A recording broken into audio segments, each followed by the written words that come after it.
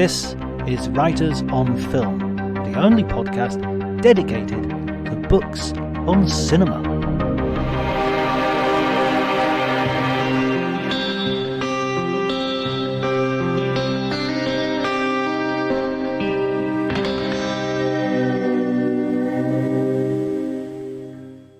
Hello everybody and welcome to Writers on Film. My name is John Bleasdale. I am a writer and film critic, and today I'm going to be talking to Jason Isralowitz, who is an attorney and an author. An interesting mix for us, but a perfect mix for the book that he has written, which is called Nothing to Fear, Alfred Hitchcock and the Wrong Men. It is absolutely fascinating look at the history of several miscarriages of justice and how they have inspired Alfred Hitchcock in his famous movie The Wrong Man, starring Henry Fonda. And it is, I say it's a famous movie, but in some senses it's a little bit of an overlooked movie in Hitchcock's oeuvre, a little bit unfairly, I would argue.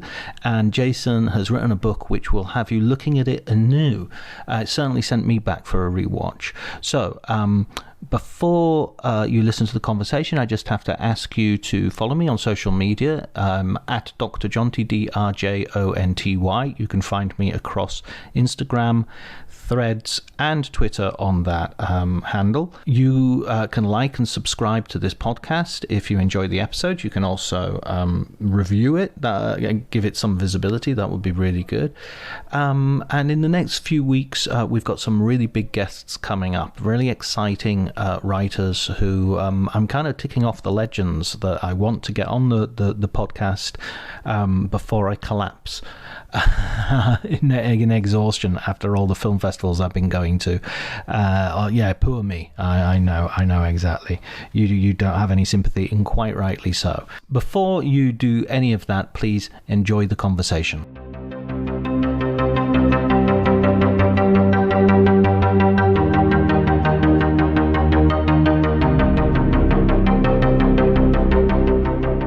Yeah, it was really the movie. I've been a cinephile since I was pretty young, and perhaps have some element of the wannabe film critic in me. I always thought that would be one of the great professions, but for a variety of reasons, I wound up going into the law. But I have been particularly interested in Hitchcock, the intersection of sort of Hitchcock's drama and suspense and entertainment pieces with his treatment of legal issues. That's always been a topic that I found fascinating. And in fact, when I was younger, I did have some ambitions, perhaps, of one day writing a book dealing with that theme somewhat comprehensively, Hitchcock and the law. But I was an associate at a law firm at the time, and the schedule was pretty unforgiving. So I had to sort of scale back my ambitions and wound up writing a law journal piece on Rear Window and sort of some of the themes in Rear Window that deal with the competing values that underlie the Fourth Amendment and sort of search and seizure and crime control and those sorts of ideas. But I always sort of wanted to return to Hitchcock and writing about him and analyzing him. And, it was about 5 years ago I saw The Wrong Man for the first time in many years. And I was really, blown away by how good it is, but also how timely it is for a movie that was made in 1956, and how it really gets at a lot of the issues that the criminal justice system has been struggling with really ever since the movie came out. So that was sort of the immediate inspiration, which was, sort of investigate both the history of the movie and then the true case that it depicts, which itself, as we can talk about, I think is an incredibly resonant story of an innocent family that was nearly destroyed by a miscarriage of justice.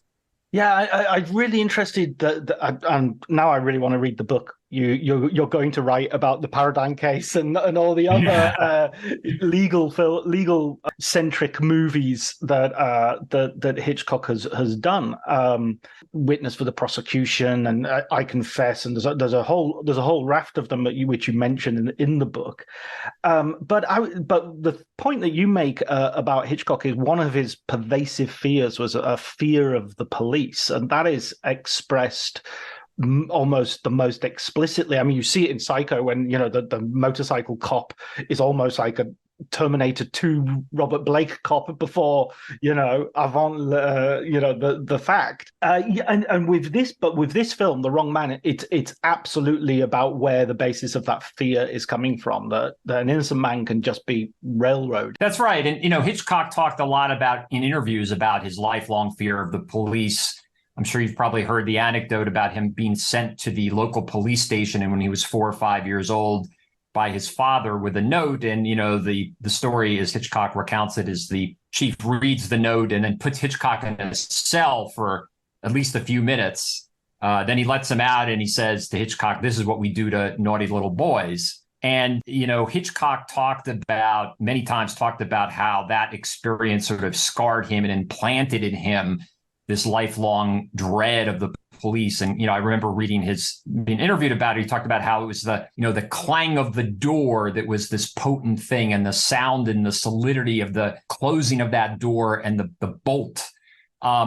He did return to the idea that, to the terror of an innocent person being incarcerated. I mean, Hitchcock would say that he had no idea what his transgression was, for why he was put in there, but that it did give him this dread. And, it's interesting if you look at a lot of the films before The Wrong Man, this theme of false accusation and the power of the state to incarcerate kept recurring. Even in some of the lighter movies, there was sort of this undercurrent of sort of this sinister association with the police and a real skepticism, I think, of legal institutions and the ability of judges and juries to get to the truth. And so, when this project of The Wrong Man is presented to him by Warner Brothers in 1956, it really tapped into these themes that he had been dealing with for his entire career. And now he could really hone in on them that much more because it was a true story. And that feels to me like a departure for Hitchcock, but I might be wrong about this, and by all means correct me. That he's going, he's using a true story, and he's kind of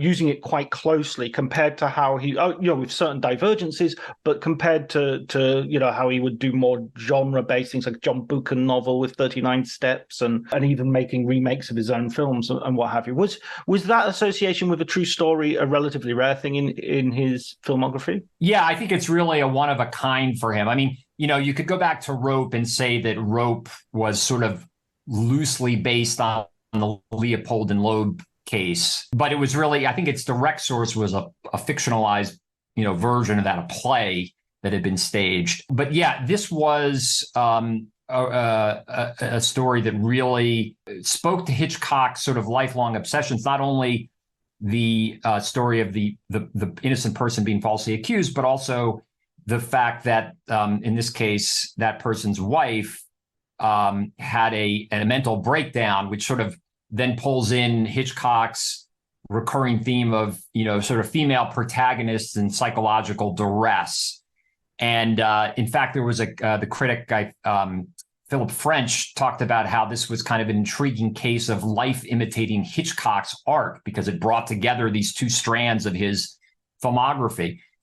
So yeah, Hitchcock was very captivated by this idea of finding a true story that had all these dramatic elements, and that, it's pretty clear if you look at the archival history of the movie and his correspondence with his screenwriters on the project and his associate producer. He really wanted to present this story without the embellishments that had accompanied his many other, Wrong Man or Wrong Woman films. And I think it's in part because he found the story itself so compelling. This story of a nightclub musician who had never been in trouble in his life, suddenly seeing his entire life upended by this false accusation and then the tragic consequences on his wife. So I think Hitchcock recognized there was this inherent drama and really an inherent terror in the story he was telling. So he didn't really need to fall back on what, we all think of as the Hitchcock trademarks, the chases, the set pieces, and things of that sort. Yeah, you made that point quite early on. I remember that this isn't a Hitchcockian film as such, in the sense that as you say, that idea of tension being built and all the rest of it isn't added to the story. It's just coming from the story. And let's talk about that story. Let's talk about that real story. I mean, first off, what was really interesting, he didn't jump straight into the story of Manny. I'm going to get the name wrong, so you have to help me out. Manny Balestrero is the way it's pronounced. Balestrero. Yeah. Okay, I should get that right because it's an Italian name. So Manny Balestrero. So he doesn't just jump straight. You don't just jump straight into that. You give sort of case studies of about 5 or 6 other cases of misidentification, which is a really valuable context, because it makes this isn't just sort of some sort of headline grabbing unusual thing. This is evidence of a systemic problem in law enforcement, right? That's right. There really had been a series of mistaken identity cases in the 10 to 15 years leading up to this one, where that really called into question some of the basic premises of the legal system that were in place in the United States at the time. And one of those premises was a sense that eyewitnesses were infallible, that, if the police had an eyewitness or multiple eyewitnesses come forward and accuse a defendant of a criminal act, that created such a presumption of guilt that, you just didn't see strong efforts at corroboration necessarily, or the police sort of doing their own independent investigation to confirm the reliability of those eyewitness identifications. And again, there was this sense of, an exalting of eyewitness testimony was really sort of seen as the gold standard. And so, yes, there were a series of cases, and I focus in the book on cases in New York that had come to light, including there's a famous case of a stockbroker named Bertram Campbell, who was, had no criminal record whatsoever. He was misidentified by 5 eyewitnesses as the front man for a forgery gang and wound up going to prison for 3.5 years. Later, he was exonerated. And, even though there were a number of these wrongful convictions that came to light at the time, the legal system was still largely in a state of denial about that issue. That when, the cases got reported, the narrative that was spun out by the authorities was this was a tragedy, but a tragedy sort of beyond our control. That, there were these extraordinary circumstances where the defendant looked unbelievably like the actual culprit, that they were doubles or twins, and that this was a horrific tragedy brought on by sort of sincere eyewitness error. So there were the systemic problems you were talking about in terms of the police not, scrutinizing eyewitness testimony, not using sufficiently safe procedures to elicit those identifications, but rather than see these cases as opportunities to examine the systemic problems, they were sort of swept under the rug.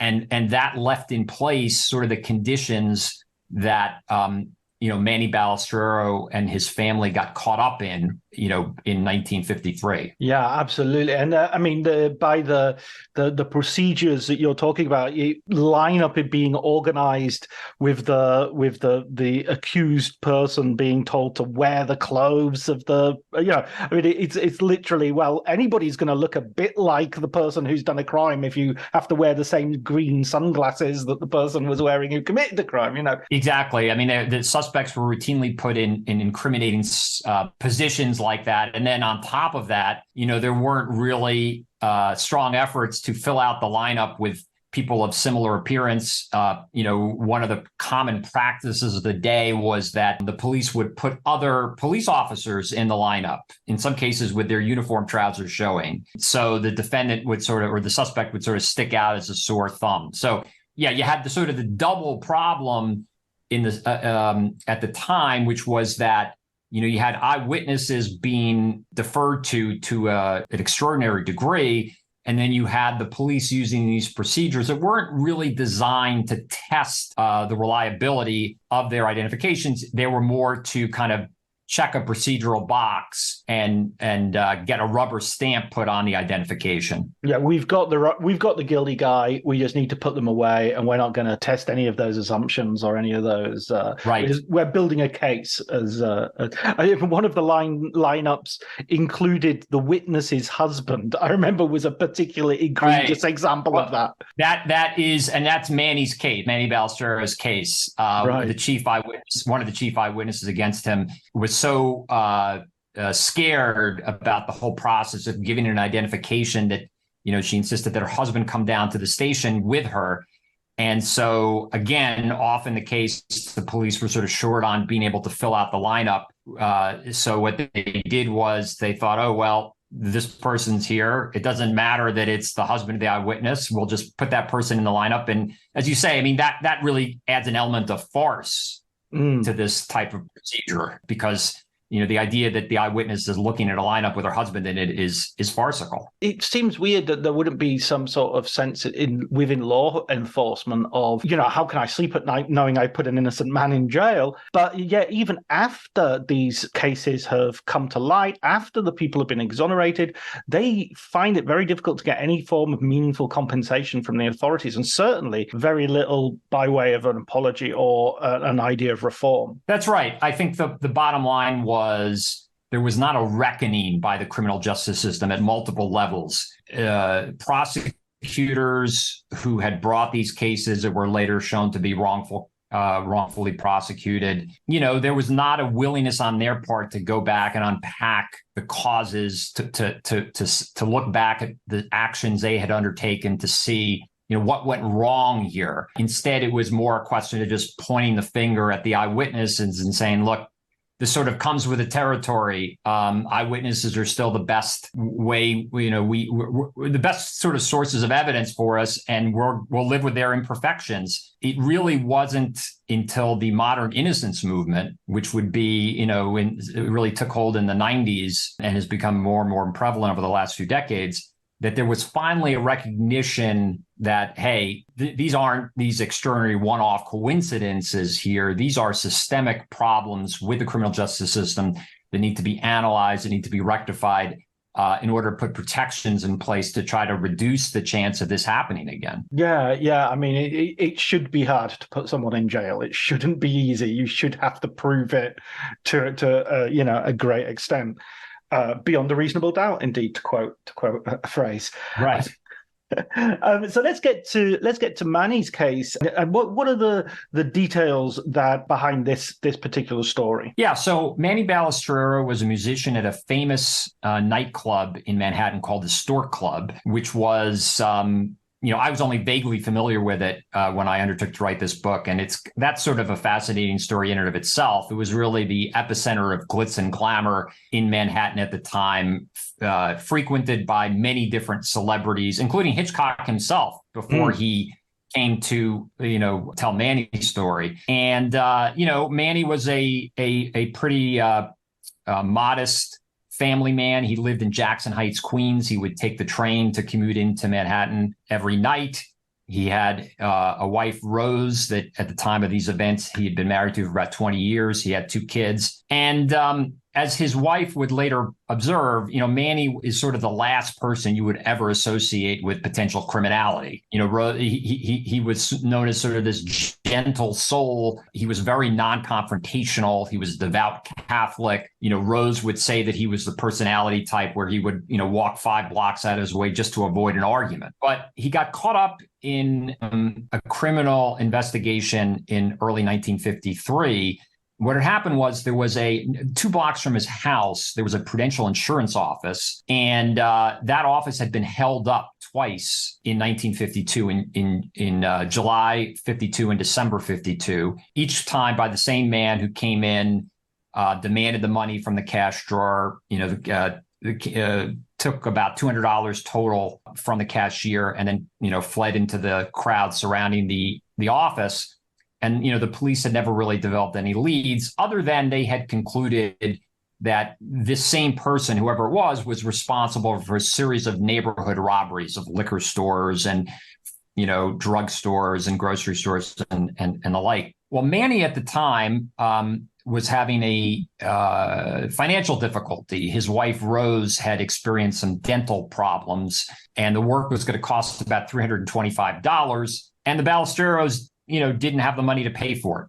So that brings Manny into the Prudential Insurance Office in January 1953, where he goes to seek a loan against his wife's insurance policy so they can pay for the dental work. And it was during that visit to the insurance office that one of the woman who was waiting on him comes to the conclusion that he's the same man who held up the office on these two prior occasions. She then sort of spreads that belief to other employees in the office, and they all come to this rather instantaneous conclusion that Manny is the holdup man. And so, as soon as Manny leaves the office that day, they contact the police, and that sets in motion, the wheels of the criminal justice system against Manny. And, the police come calling at his home the next night. And there's really no other evidence except for these witnesses. There's no, they don't find a weapon. They don't find, there's nothing in his background, that he's not spending money in some crazy way or anything. Nothing else points at him except for this accusation. That's correct. Really, the case rested entirely on the eyewitness identifications. Now, the police would tell you, if you would interview him at the time, there was one other, what they referred to as evidence, which is that when Manny was down at the station being interrogated, he was asked to provide a handwriting sample.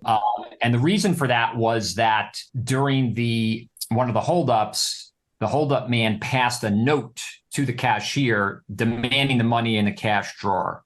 And that note was left at the crime scene. So the police had that. So they wanted Manny to replicate the holdup note so that they could compare, the handwriting. And so while Manny is down at the station being interrogated, they ask him to write that note 5 times. They keep dictating the note over and over again. The last time Manny writes the note, he makes a spelling mistake. He drops the ER from the word drawer when he's referring to the cash drawer. It turns out that was the same spelling mistake that the culprit had made. So even though it would later be established that there really was not a convincing similarity between the handwriting samples, the police seize on this error and say, this is further evidence because, you made the same spelling mistake, which really is entirely illogical because Manny, every other time he wrote the note, he spelled the word correctly. So Manny knew how to spell the word drawer, but, he'd been there. This is probably the middle of the night at this point. He'd been there for hours and, he just made a slip in the last version. And yet I think it's an example of something you alluded to earlier, which is, the police weren't really doing a sort of an objective investigation at this point. They were just looking for anything that would fit their preconceived notion that, because of the eyewitness accusations that Manny was the guilty party. Yeah, absolutely. And that's and it's interesting how that handwriting, you refer to it a little bit as the DNA of the time, that it's another form of apparently objective but evidence, but a little bit like we're kind of learning slightly with some DNA usage. It can also be it can also be manipulated or used in such a way as to not be quite the slam dunk it originally appears. And the trial, I don't want to go too into it because I think the way you describe the trials and everything, it's kind of worth reading it and enjoying it as a courtroom thriller in itself. Your book is about a courtroom thriller, but it becomes a courtroom thriller. Lots of little details hinge on like the behavior of the jury and stuff like that, which was fascinating to see what's the word? Apologies. Brought to life, let's say. That's right. The trial took some interesting turns. And again, I think this is an example of one of the other reasons that story appealed to Hitchcock, because ultimately, the case ends in a mistrial, and the mistrial occurs because one of the jurors just gets bored and frustrated and decides that, he doesn't want to listen to any more of cross-examination from Manny's defense counsel. And, he stands up and makes the statement, Your Honor, do we have to sit here and listen to all this? And, that brought on a mistrial because it suggested that the juror had a preconceived notion that Manny was guilty and that he wasn't willing to be impartial and listen to all the evidence. And again, I think that element too appealed to Hitchcock, because if you look at some of his earlier films, he clearly was very skeptical about juries and the jury process. And you alluded to I Confess, the Montgomery Clifford movie, which I think is a very a fascinating entry in Hitchcock's filmography as well. And there's a big courtroom sequence in that film, and without wanting to spoil it, let's just say that I think Hitchcock presents the jury in a pretty unflattering light. And I think that and he had done so in earlier films as well. So again, yet another element of the true story that taps into these themes that Hitchcock had been kind of grappling with in his work throughout his career. So when we come down to the making of the film and the and Hitchcock turning this into a Hollywood version, as you might have it.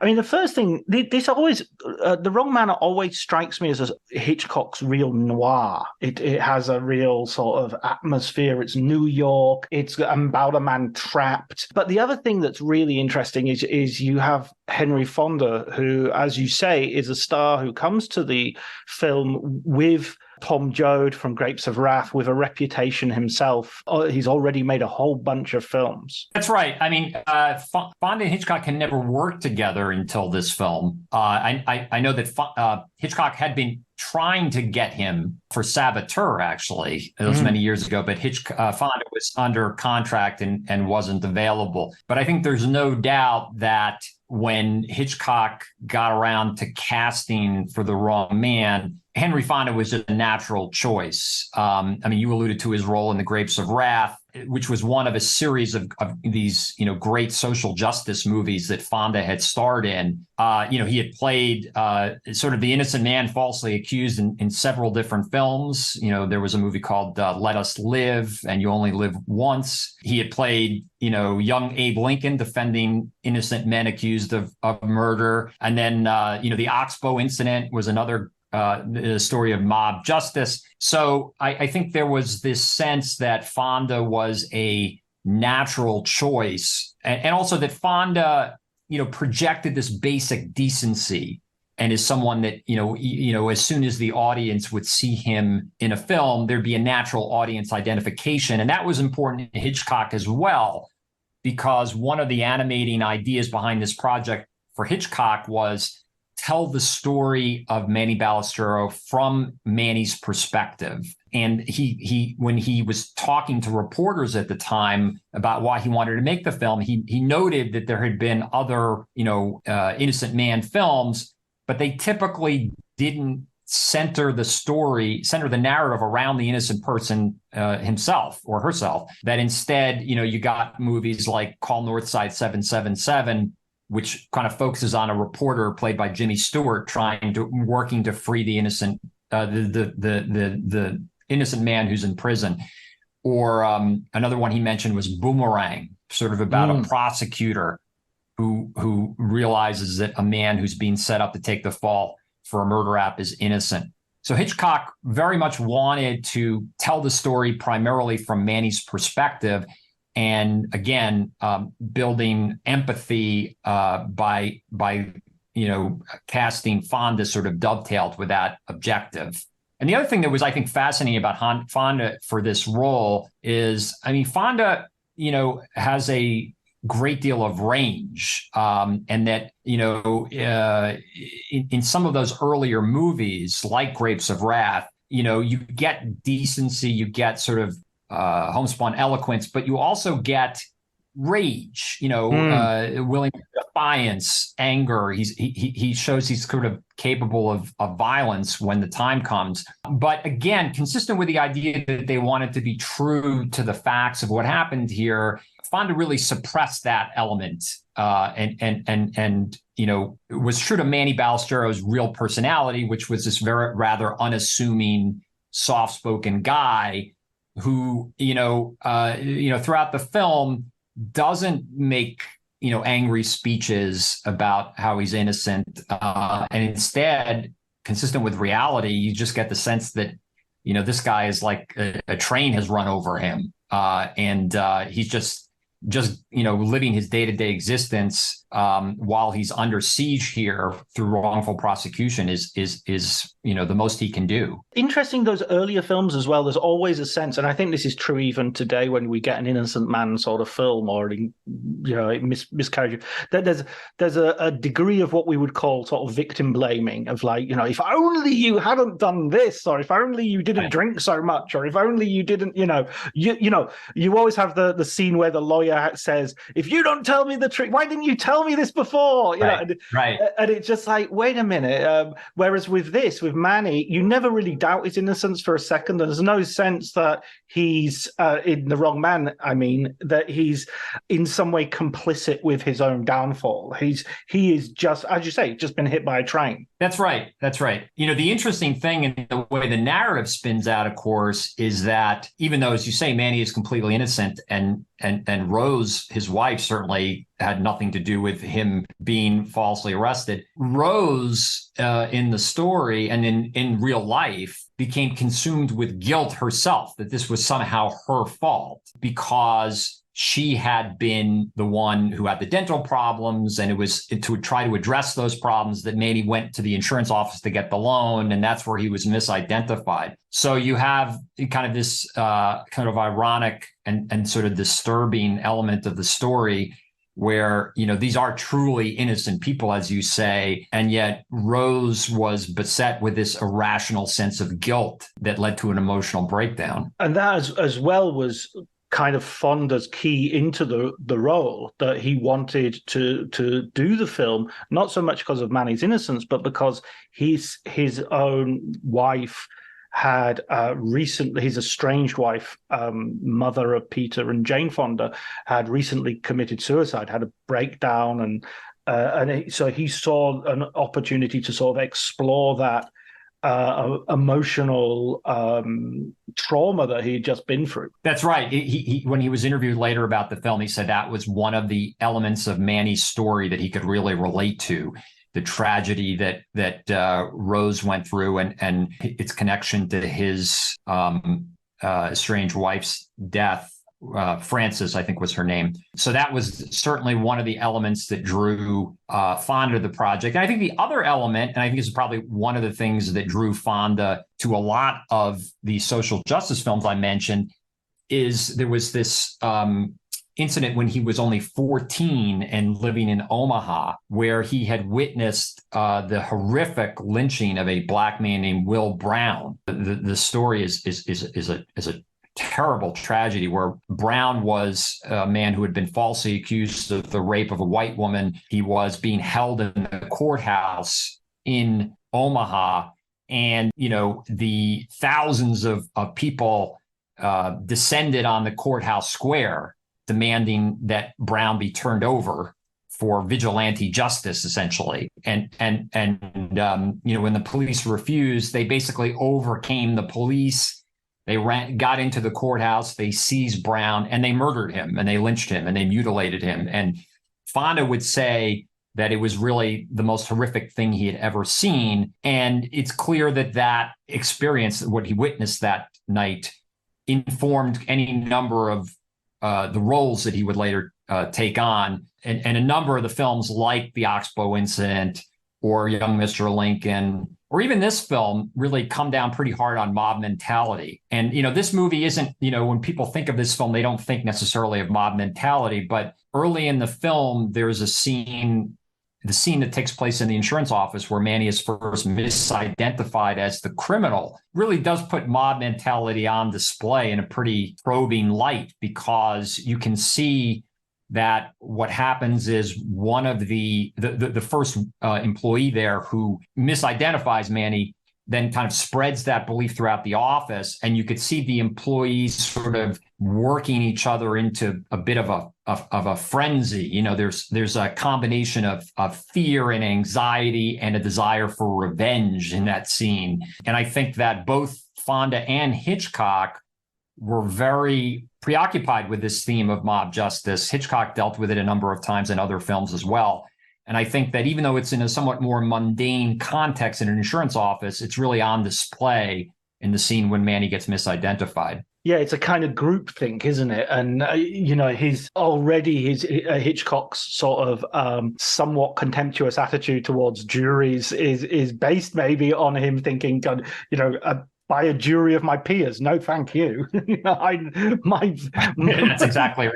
One of the other aspects that I think is really interesting about this film in terms of his general filmography is this feels to me probably Hitchcock's most spiritual film. You've got Manny's Catholicism, and you've got a moment where he breaks down and he's really praying, and that sort of comes at a very important moment in the film. I mean, this is informed by the real life fact that we've already mentioned, but it does feel like something that Hitchcock picks up, which isn't. Again, we don't usually think of it as being in Hitchcock's wheelhouse, so to speak. That's right. And that whole interpretation of the movie is one of the fascinating things that came to light in the research, because I think that's a reading that a number of scholars have taken of this film, that, it's the most Catholic film, and the scene where, Manny is praying sort of gives way to the scene where the real culprit is captured. And, the implication that some have read into that is that, the capture of the real culprit was an answer to a prayer. And when you go back and look at the archival records, again, there was a lot of correspondence exchanged between Hitchcock and the screenwriters while the movie was being made or while it was in its planning phases. And Hitchcock sort of anticipated this reading of the film. He said, and one of the comments about the screenplay's draft, the draft screenplay for this scene, he said, we should clarify in the dialogue that Manny is not praying for deliverance in the scene, that he's praying for strength. And in fact, that's the dialogue was put into the character of Manny's mother, who's in that scene. Manny's mother is the one sort of who beseeches him to pray, but she says, pray for strength, Manny. And Hitchcock in the correspondence specifically says he wanted that change because he doesn't want Manny's exoneration ultimately to be seen as the answer to a prayer. And yet that's really how it's been read. I think that change that was made was just a little too subtle to forestall reading. But yeah, I mean, it's interesting because it is fair to characterize it as kind of a uniquely religious moment, seemingly religious moment in the film. And yet, again, if we go back to one of Hitchcock's missions in making this film, he kept talking about how he wanted everything to be true to the record of what happened. When the day that the real culprit was caught, Manny went to see Rose, and Manny asked Rose to pray for him and pray for him to be exonerated. And that's in an interview that Manny gave the next day. So there was, even within that kind of spiritual element you're talking about, there was this kind of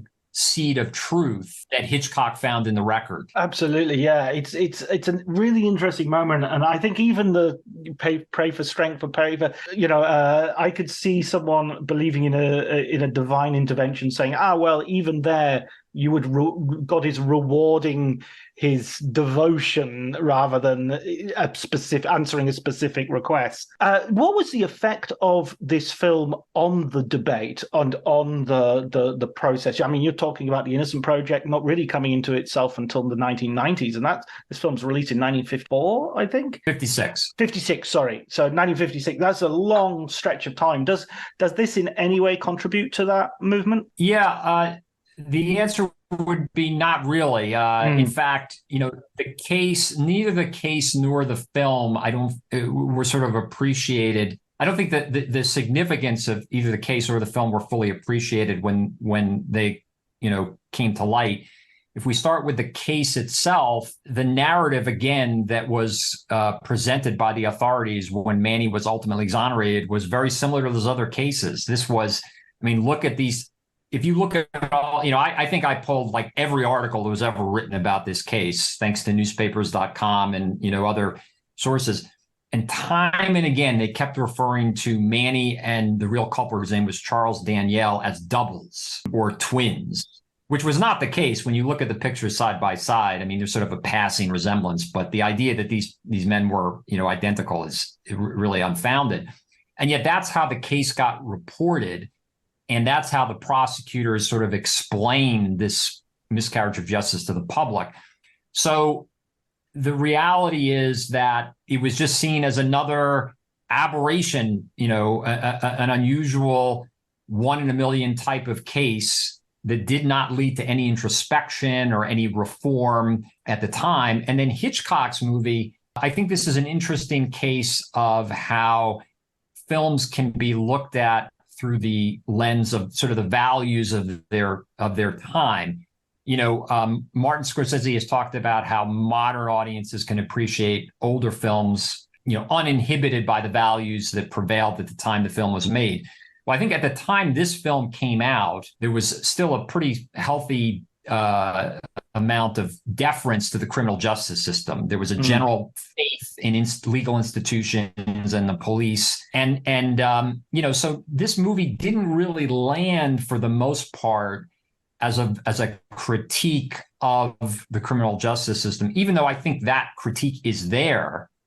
I think it's just that given the norms of the day, the film wasn't really received in the way I think audiences react to it today. I think if you watch it today, in light of everything we know about the number of wrongful convictions that have come to light, the systemic problems with its criminal justice system, you really see that this is a kind of a classic case of a rush to judgment, a case where precautions were not taken and where an innocent family was nearly destroyed in a situation that was really within the control of the criminal justice system, as opposed to this idea that this was an unbelievable, unfathomable coincidence that led to an unavoidable tragedy. Well, I mean, you even use the point, part of a story of someone being arrested and going down to the station to, if you're an innocent man, I mean, it's in the title of your book, you have nothing to fear. If you're innocent, you've nothing to fear. And this guy is fortunate that the witness goes, no, it's not him. And he goes home and he realizes, my God, there, but for the grace of God. But, we shouldn't be organizing legal systems on, but for the grace of God. We should be organizing them on, legitimate structures of safety and protocol. The relevance of it today feels incredibly timely, especially given how much we now know about police procedures being revealed by body cams and mobile phone footage and stuff. And I thought it was really interesting as well. One of the characters, one of the case studies you place is that of a guy who's Black, and he's another case of misidentification. And you make the point later on where you say Manny's a family man, he's a Catholic, he's white, he's actually sort of a perfect poster boy for an innocent man gone wrong. Whereas if he was Black, then nobody would have looked twice at this case. I mean, I'm sorry, I don't want to put words into your mouth, but no, that's right. I mean, there was the case you allude to. A young man named Thomas Oliver, who was wrongfully convicted of armed robbery and assault. That was, barely registered with the public and barely registered with the criminal justice system at the time, as contrasted with the exoneration of white defendants. I mean, if you compare the case I mentioned earlier, Bertram Campbell, I mean, that case was on the front page of the New York Times and many other New York newspapers time and again over an extended period. Thomas Oliver, a young Black man who was served over a year in prison for a crime he did not commit, that was relegated to a couple of paragraphs inside the paper. So, I think it's absolutely correct to say that, on top of all these other systemic problems that went unaddressed at the time with eyewitness over-reliance on eyewitness testimony, procedures that were not in place to protect the innocent. Then you have the issue of disparate treatment and racism, and that posed that greater risk to defendants like Thomas Oliver. So and again, as you say, Hollywood certainly was much more likely to tell the story of Manny Balestrero for the reasons you mentioned, because, you had sort of this idealized, from a Hollywood perspective, what they perceive to be this idealized protagonist. I was wondering, and it's sort of moving away a little bit from the book, where, as an attorney, as someone who works in the legal system, when you're watching films, do you spend quite a lot of time going, no, that would not happen? I mean, I guess that legal dramas are very much part of the daily diet of TV more than cinema, but still we have lots of Matthew McConaughey, the Lincoln lawyer, and others. Are there times where it sort of it clicks with you and you go, yes, that's exactly right? For the most part, I have pretty low expectations when it comes to how realistic a lot of these stories are. I enjoy them. I go back to when I was a kid watching the Paul Newman film The Verdict over and over. Sidney Lumet film, amazing film. I love that movie. I lost track of how many times I must have seen that when I was younger, which I just loved as a character story. I love the courtroom theatrics of it, but I don't really, for the most part, come to these films expecting realism. And that is, if we go back to The Wrong Man for a minute, that's one of the reasons I became fascinated with this film, which is that it does have a very unusual commitment to presenting a criminal defendant's experience in a realistic fashion, and it's very striking. And I think that it's one of the reasons it's so timeless. It's kind of an interesting thing about this film. On the one hand, it's kind of like a time capsule that you get to see what people like Manny were going through in the 1950s. It's also a wonderful time capsule of what New York looked like, because so much of the film was shot on location in Manhattan and Queens and Brooklyn. And yet at the same time, because we know that these issues would plague the system for so many years after, it's still so timely and urgent. And I think also there's a lot of restraint involved in what Hitchcock was doing here. And I think that may contrast it with a lot of the other legal themed films that Hollywood has made. Most Hollywood films go for those, moments of high courtroom drama, the Perry Mason moments, the dramatic cross-examination revelations, the powerful opening and closing statements, all those moments of high drama, and they make for good entertainment. But I think the reality is more of what this film presents. You can see in this film, it's not an extended courtroom sequence, but you can see that Frank O'Connor, who is Manny's lawyer, really straining to hold the attention of the jury. It's sort of a slog of a cross-examination, and you get a sense of that even from just a very short snippet of it. Again, Hitchcock, I think he once said that, I think it may have been in connection with the Paradine case, I'm not sure, but that he found it difficult to film courtroom scenes in a super interesting way. So he set out again to frame the courtroom scenes through Manny's perspective. And again, there's a focus not so much on the lawyering and the testimony, but on sort of Manny's mindset and how Manny is sort of looking around the courtroom, sort of horrified that, people aren't paying attention. His life is on the line here. And, you see the prosecutor sharing a joke with his assistant. You even see Manny's sister kind of busily putting on lipstick and the brother-in-law isn't really paying attention. And Hitchcock said that, he wanted to present that in a way that was true to the message that, at this point, Manny really didn't have a friend in the world. Yeah, that's so interesting. It always reminds me as well, Hitchcock coming from the same city as Dickens as well, that sort of feeling of, of human life, just not concentrating on drama. It's not right. Things are happening on the margins, which are more interesting as far as the people there are concerned. It's a brilliant book. It's a really interesting read. It's a really fascinating true story, and I think I'll tell you, it reminded me of, as a book, the approach. It reminded me of what Glenn Frankel does with his film books, where he uses the film as well as being intensely interested in the film, but as a way of sort of looking at a whole slice of society. And I hope that sounds like high praise, because it's certainly meant to be, because Glenn's one of the finest writers in the business, I think. Oh, I appreciate that. And I agree with you about what a great writer Glenn is. And you're right on the money, because when I was thinking about the structure of this book, it is a little unusual in that, the book is sort of divided into the narrative nonfiction of Manny's story, and then sort of the second half of the book focusing on the film.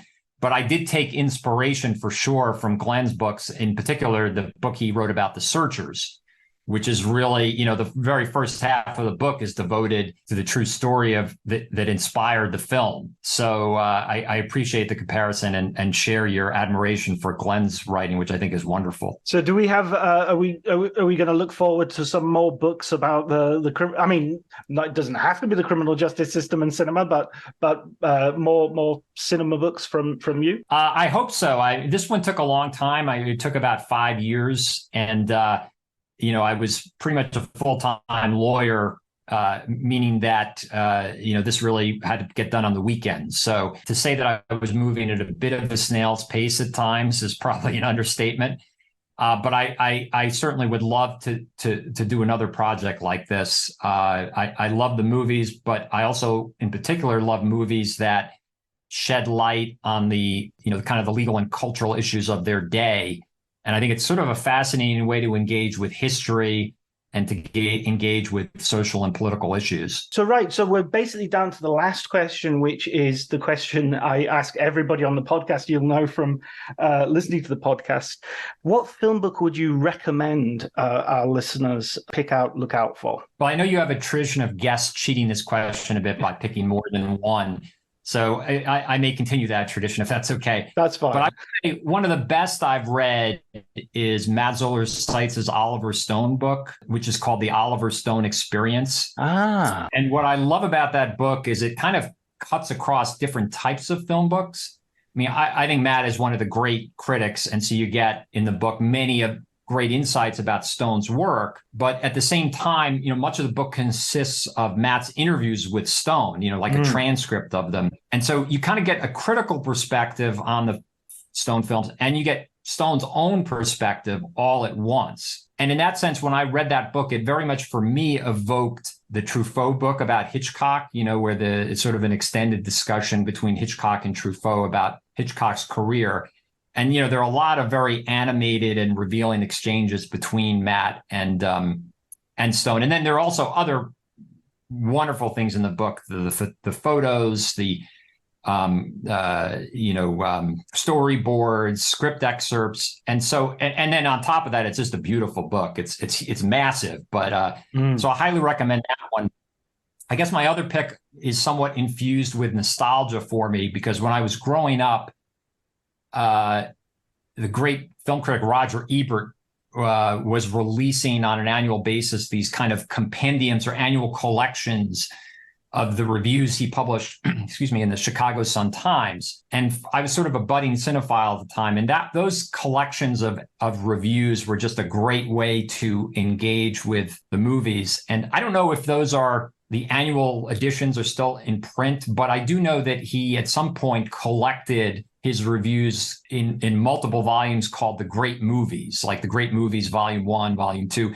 And I just found Ebert's writing so accessible and crisp. And again, as with Matt's writing, you get a lot of great insights in the film, but you also get a lot of beautiful writing as well. And I just learned a lot about movies and about writing from those Roger Ebert books. So I would encourage anyone who wants to kind of see what great criticism is to read those Roger Ebert reviews. Yeah, absolutely. I had the pleasure of meeting Chaz Ebert at Cannes this year, and it was great to, by one remove, have sit down and talk to someone about the great man himself, and that was a lovely experience. Yeah, I think we all have those critics. I mean, I think my first one was probably Dilys Powell, who was a Sunday Times critic, the London Sunday Times, and she just was, she was the one that I was reading every week, every Sunday, and I would pay real attention to her recommendation. I was going to go and see any film, whatever film I could see anyway. It wasn't a case of distinguishing. I just wanted to see how my opinion stood up against hers. Yeah, and the great critics like that, it's a pleasure to read. Even if you don't agree with their perspective on a given film, you can still get so much out of it. One of the things that's one of the many disturbing things about the closure of a lot of American newspapers is just the bench of regular film critics has been gradually diminishing. I mean, there were so many more film critics when I was growing up as compared to now. Yeah, you used to have this cross-fertilization and these arguments going on, and Andrew Saris here, and Pauline Kael over there, and yeah, it does feel like that. But I also think, I like that thing about disagreeing with someone. I often disagree with Richard Brody, but I love his writing. I'll read him any day of the week. Exactly right. I mean, the great critics. I mean, another one that jumps out to me. I love Manohla Dargis in the New York Times, and her reviews, just like A.O. Scott, who no longer is writing for the Times, but their reviews are just like these essays, beautifully written essays about the movie. And it's just a way of getting such an informed and expert perspective and seeing things in these movies that, may not have dawned on you when you first saw them. All about enriching the culture. And by golly, we needed the culture to be enriched.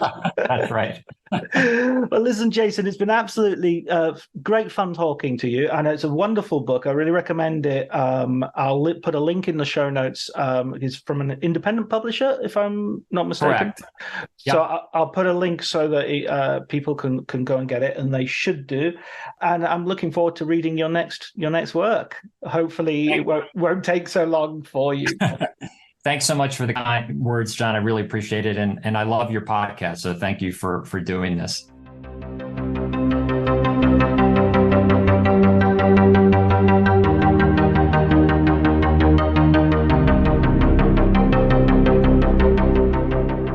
So that was me and Jason and our conversation. I hope you enjoyed it. I mean, it's amazing talking to a guy who has such a depth of knowledge about so many things that I don't know about, but I'm so interested in.